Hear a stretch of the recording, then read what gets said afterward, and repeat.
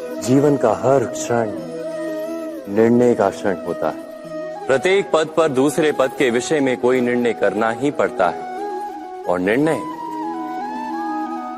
अपना प्रभाव छोड़ जाता है। आज किए गए निर्णय भविष्य में सुख अथवा दुख निर्मित करते हैं, ना केवल अपने लिए, अपने परिवार के लिए भी, आने वाली पीढ़ियों के लिए भी। जब कोई दुविधा सामने आती है तो मन व्याकुल हो जाता है, अनिश्चय से भर जाता है। निर्णय का वो क्षण युद्ध बन जाता है और मन बन जाता है युद्ध भूमि। अधिकतर निर्णय हम दुविधा का उपाय करने के लिए नहीं, केवल मन को शांत करने के लिए लेते हैं। पर क्या कोई दौड़ते हुए भोजन कर सकता है? नहीं।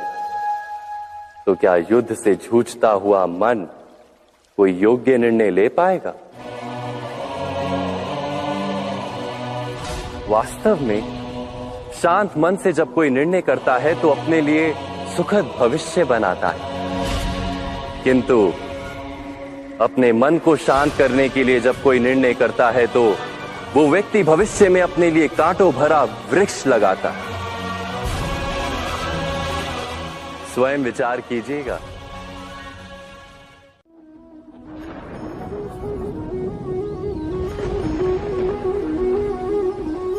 सपनों और पूर्वाभासों के आधार पर हम भविष्य के सुख दुख की कल्पना करते हैं। भविष्य के दुख का कारण दूर करने के लिए हम आज योजना बनाते हैं, किंतु कल के संकट को आज निर्मूल करने से हमें लाभ मिलता है या हानि पहुंचती है? ये प्रश्न हम कभी नहीं करते।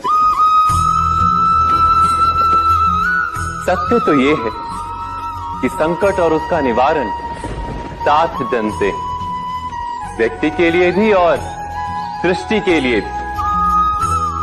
नहीं, आप अपने भूतकाल का स्मरण कीजिए, इतिहास को देखिए। आप तुरंत ही ये जान पाएंगे कि जब जब संकट आता है तब तब उसका निवारण करने वाली शक्ति भी जन्म लेती है।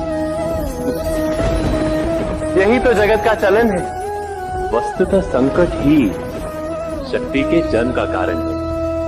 प्रत्येक व्यक्ति जब संकट से निकलता है तो एक पद आगे बढ़ा होता है, अधिक चमकता है, आत्मविश्वास से अधिक भरा होता है, न केवल अपने लिए अपितु विश्व के लिए भी। क्या ये सत्य नहीं? वास्तव में संकट का जन्म है एक अवसर का जन्म, अपने आप को बदलने का अवसर, अपने विचारों को ऊंचाई पर करने का अवसर, अपनी आत्मा को बलवान और ज्ञान मंडित बनाने का अवसर। जो ये कर पाता है उसे कोई संकट नहीं होता, किंतु जो ये नहीं कर पाता वो तो स्वयं एक संकट है विश्व के लिए। विचार कीजिए। जीवन में आने वाले संघर्षों के लिए जब मनुष्य स्वयं को योग्य नहीं मानता, जब उसे अपने ही बल पर विश्वास नहीं रहता, तब वो सद्गुणों को त्याग कर दुर्गुणों को अपनाता है। वस्तुतः मनुष्य के जीवन में दुर्जनता जन्म ही तब लेती है जब उसके अंतर में आत्मविश्वास नहीं होता। आत्मविश्वास ही अच्छाई को धारण करता है। ये आत्मविश्वास है क्या?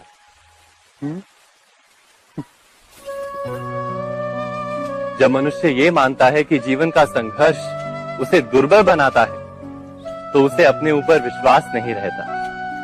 वो संघर्ष के पार जाने के बदले संघर्ष से छूटने के उपाय ढूंढने लगता है।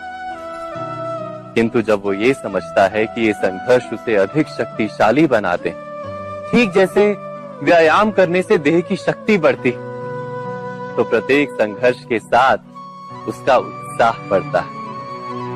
अर्थात आत्मविश्वास और कुछ भी नहीं, मन की स्थिति, जीवन को देखने का दृष्टिकोण मात्र है। और जीवन का दृष्टिकोण तो मनुष्य के अपने वश में होता है। स्वयं विचार कीजिए।